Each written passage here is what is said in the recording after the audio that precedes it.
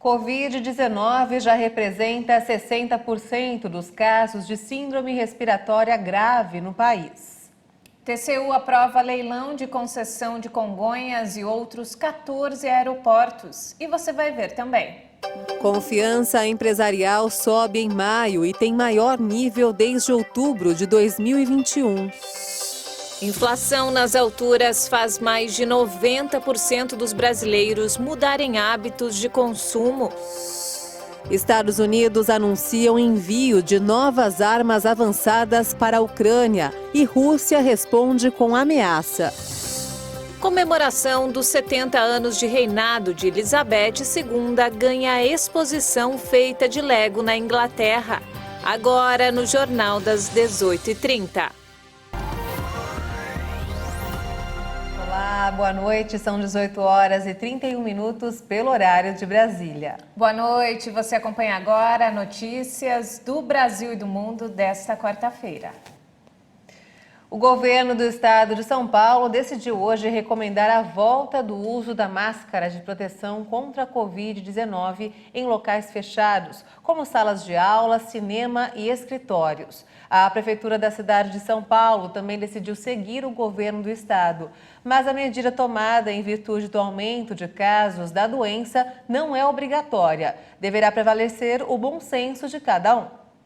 A mudança na orientação ocorre em meio a uma alta de 120% de internações por Covid-19 em maio. Apesar do crescimento, 10 milhões de pessoas ainda estão com dose de reforço da vacina atrasada em São Paulo. O Comitê de Saúde do Estado de São Paulo afirma que a medida foi colocada como uma recomendação, em função das dificuldades de se criar fiscalizações e penalidades. Com um bom senso das pessoas e como está recomendável, é muito a partir do conforto também que cada um sente para poder utilizar ou não a máscara. Para o infectologista, mesmo com a diminuição da contaminação da Covid-19, a obrigatoriedade do uso de máscaras em ambientes fechados deveria ter sido mantida. Em ambientes fechados, enquanto nós estivermos diante de uma pandemia, é sensato continuar usando máscara, sim, tanto para a redução da transmissibilidade, como também para que a gente possa proteger as pessoas que são mais suscetíveis à doença e que pode ter complicações. Esta escola estadual, que fica na zona norte de São Paulo, manteve os protocolos de segurança do início da pandemia, como o uso de máscara, o distanciamento social e a higienização das mãos com álcool em gel. E segundo a diretora, isso foi fundamental para que a unidade não registrasse contaminações com Covid-19. Esses protocolos nos trouxeram uma certa tranquilidade, não tivemos que fechar a escola em nenhum momento, respeitando essas orientações. Aqui, grande parte dos alunos só retira a máscara na hora do recreio. O Arthur não sai de casa sem ela. Para a pessoa não pegar coronavírus, para a pessoa não sentir algo ruim. E as máscaras protegem também de outras doenças típicas desse período de meio de ano. Nessa época do ano, nós temos um aumento de vírus respiratórios, de um modo geral. Vírus sinciciais, o próprio influenza, né, outono e inverno, né, e, obviamente, poucos vírus nós temos como proteger contra eles, como é o caso da influenza, que tem vacina. E aí as pessoas, infelizmente, não se protegem, né? O grau de percentual de pessoas protegidas contra a influenza tem sido baixo, aquém do desejado. Então, nós temos que ter esses cuidados e manter o uso da máscara em ambientes fechados, sim. Orientação que a Laura segue e recomenda. Porque senão, se a gente pegar Covid, as pessoas acabam morrendo.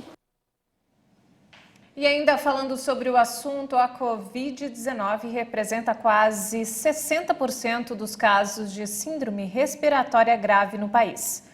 Um novo boletim divulgado hoje pela Fiocruz apontou o crescimento dos casos em 20 dos 26 estados, incluindo Minas Gerais, Rio de Janeiro, São Paulo e Distrito Federal, ante 48% nas últimas semanas. Vamos falar agora sobre a tragédia em Pernambuco. Subiu para 107 o número de mortes causadas pelas chuvas no estado. 6 corpos foram encontrados e 11 vítimas estão desaparecidas. Pouco mais de 6.000 pessoas estão desabrigadas na maior tragédia do estado. Os municípios e o governo do estado já decretaram situação de emergência. Por conta das chuvas que ainda assolam a cidade, a Defesa Civil manteve o alerta para novos deslizamentos. Equipes dos bombeiros da Paraíba e do Rio de Janeiro foram enviados para ajudar nos trabalhos de resgate. Em um momento difícil como esse, toda ajuda é bem-vinda e a Igreja Internacional da Graça de Deus também está fazendo sua parte. É isso mesmo, a Igreja da Graça de Recife iniciou uma campanha de arrecadação de alimentos que serão doados para as vítimas. O pastor Lucas Andrade vai dar mais detalhes para quem quiser ajudar. A fé sem obras ela é morta. A Bíblia diz que nós não devemos amar apenas em palavras, mas em obras e em ações. Então, justamente isso, as pessoas estão sofrendo lá fora e nós não podemos ficar de braços cruzados. Nós precisamos fazer alguma coisa. Deus nos chamou não apenas para falar, mas Deus nos chamou para poder agir. E nós, a igreja, né, estamos nos mobilizando. O pastor Guilherme de Mello, nosso líder estadual, está mobilizando, divulgando nas redes sociais, divulgando na rádio, na televisão, para que as pessoas elas possam trazer, né, alimentos, trazer materiais aqui para a igreja, para que a gente possa estar suprindo a necessidade daquelas pessoas que não têm. Essa é a vontade de Jesus. Jesus ele sempre teve compaixão, né, naquilo que ele fazia. Quando ele olhava as pessoas sofrendo, ele não suportava ver as pessoas sofrendo. E assim, nesse mesmo espírito, temos que ser nós, a Igreja de Cristo. A forma para ajudar você pode vir diretamente aqui na nossa sede estadual, na Avenida Cruz Cabugá 165, no bairro de Santo Amaro, é aqui o endereço da nossa igreja, próximo ao Parque 13 de Maio.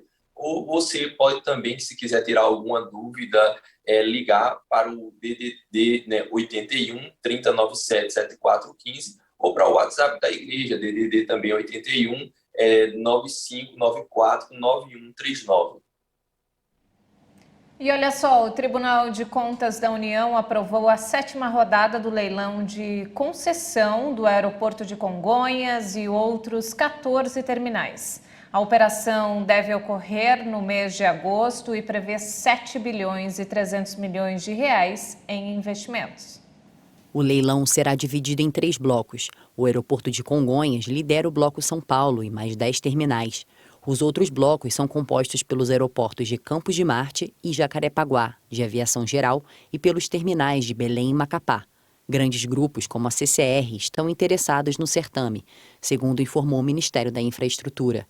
O ministro que votou contra a privatização da Eletrobras, Vital do Rego, elogiou o andamento da 7ª rodada no Tribunal de Contas da União. O ministro sugeriu ainda a realização de auditoria pelo TCU para monitoramento dos serviços dos aeroportos repassados à iniciativa privada. A maioria dos brasileiros mudou os hábitos de consumo por causa da alta da inflação. As contas de energia, água e a compra de alimentos foram os principais itens afetados pelo aumento nos preços. Um estudo da Associação Brasileira de Defesa do Consumidor apontou que mais de 90% dos brasileiros mudaram hábitos de consumo por causa da inflação no país. O indicador chegou a 12,13% no acumulado de 12 meses, em abril deste ano. O levantamento revelou que as principais mudanças feitas estão relacionadas ao uso de energia e de água, aos hábitos de mobilidade e ainda à alimentação. Mais de 40% dos entrevistados declararam que têm dificuldades em pagar as contas de luz e de gás. Uma das soluções adotadas por 70% das pessoas é desligar aparelhos eletrodomésticos e usá-los com menos frequência para economizar energia. Em relação à água, 41% já fazem racionamento, tomando banhos mais curtos para diminuir os custos.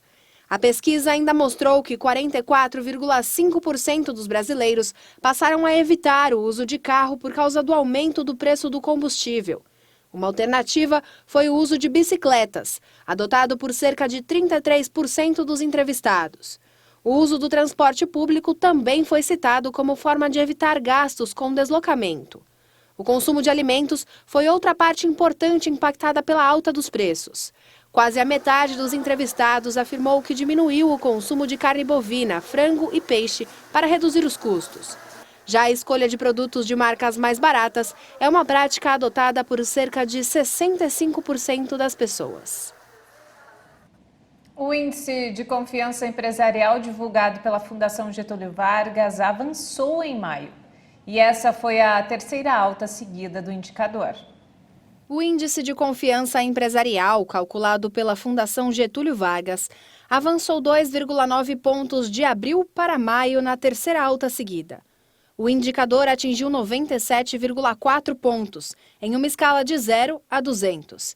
Esse é o maior nível desde outubro de 2021. O índice da situação atual, que mede a percepção sobre o presente, atingiu os 98 pontos, assim como de expectativas, que mede a confiança no futuro, que chegou ao mesmo patamar. O indicador de confiança de empresários brasileiros é verificado em 4 setores: comércio, indústria, serviços e construção. Entre eles, o melhor resultado foi registrado pelo comércio. Apesar disso, o segmento ainda tem a menor confiança. Já a indústria continua com a maior confiança. Os serviços também subiram e a construção foi o único setor com queda. E vamos então ao mercado financeiro. O dólar teve alta nesta quarta-feira, acompanhando a disparada da moeda norte-americana no exterior após a divulgação de dados econômicos dos Estados Unidos que apontaram um crescimento forte da indústria em maio. A moeda norte-americana subiu 1,10% e encerrou o dia cotada a R$ 4,80 na venda. O Ibovespa, o principal índice de ações da Bolsa de Valores de São Paulo, a B3, fechou estável nesta quarta-feira após uma sessão volátil. O indicador teve alta de 0,01% a 111.359 pontos. O novo modelo da CNH, a Carteira Nacional de Habilitação, começou a ser emitido hoje. E nós vamos mostrar agora alguns detalhes desse novo documento. A nova CNH terá alguns elementos gráficos para dificultar a falsificação. As cores verde e amarela predominam. E uma das novidades é uma tabela que indica qual veículo o motorista está apto a dirigir. O documento também informa se o condutor é profissional e se tem alguma restrição médica, além dos dados pessoais, como o nome e a filiação. Foi ainda incorporado um código internacional, utilizado nos passaportes, que permite ao condutor embarcar em terminais de autoatendimento nos aeroportos brasileiros. A nova CNH mantém o QR Code já disponível nos documentos emitidos a partir de 2017. O código vai armazenar todas as informações do documento, inclusive a fotografia, com exceção da assinatura do motorista. É importante lembrar que não há necessidade imediata de substituir a CNH. A substituição ocorrerá à medida que os motoristas forem renovando ou emitindo a segunda via. O documento pode ser expedido em meios físico, digital ou em ambos. E veja a seguir: Estados Unidos anunciam o envio de novas armas para a Ucrânia. Rússia responde com ameaça.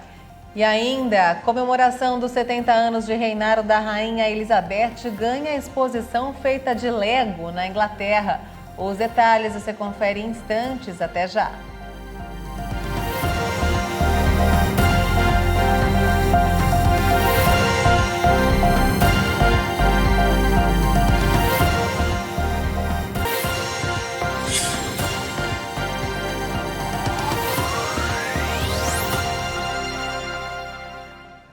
Estamos de volta, são 18 horas e 46 minutos pelo horário de Brasília. E vamos agora direto ao Rio de Janeiro com informações do estado com o nosso repórter Anderson Nascimento. Boa noite, Anderson.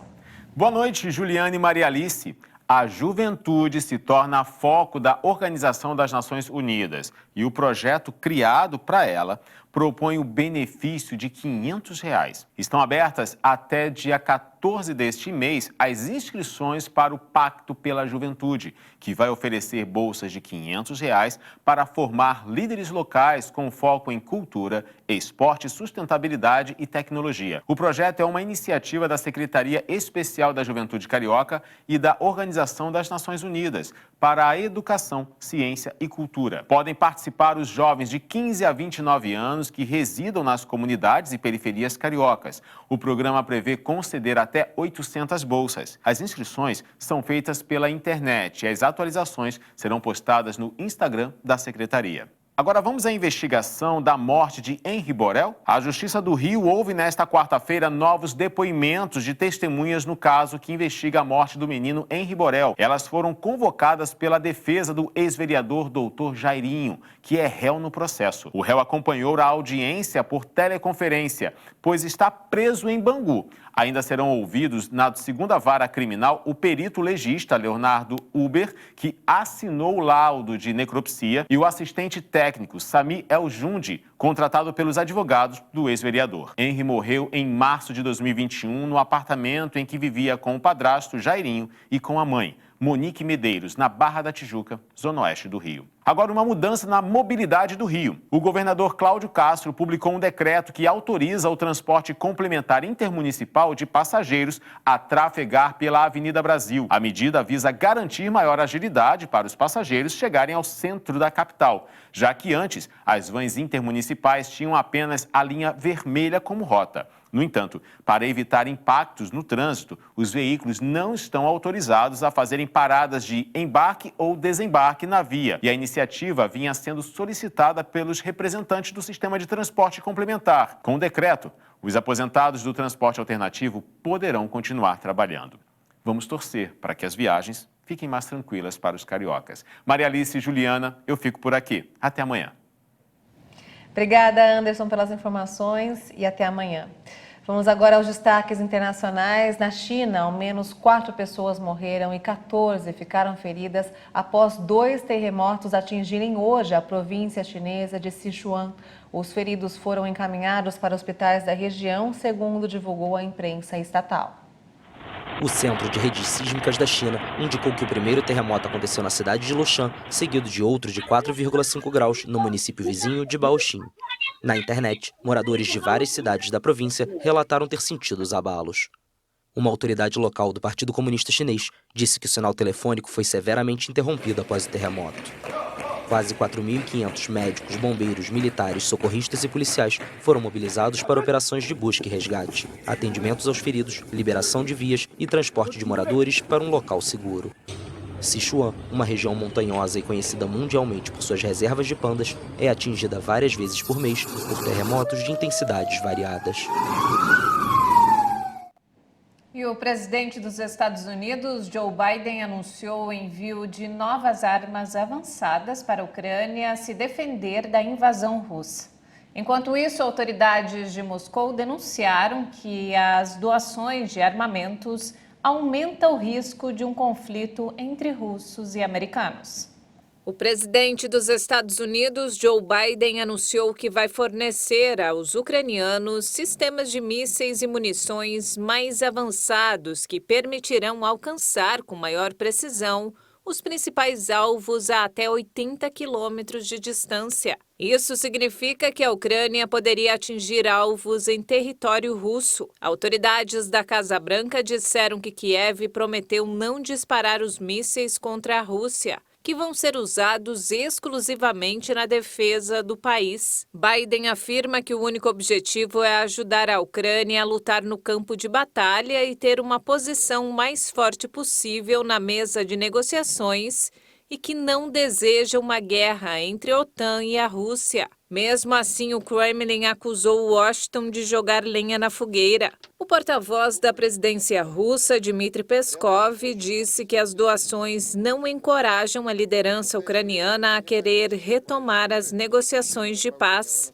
Mas, pelo visto, os Estados Unidos não estão sozinhos. O primeiro-ministro da Alemanha também anunciou hoje que está enviando novos armamentos à Ucrânia.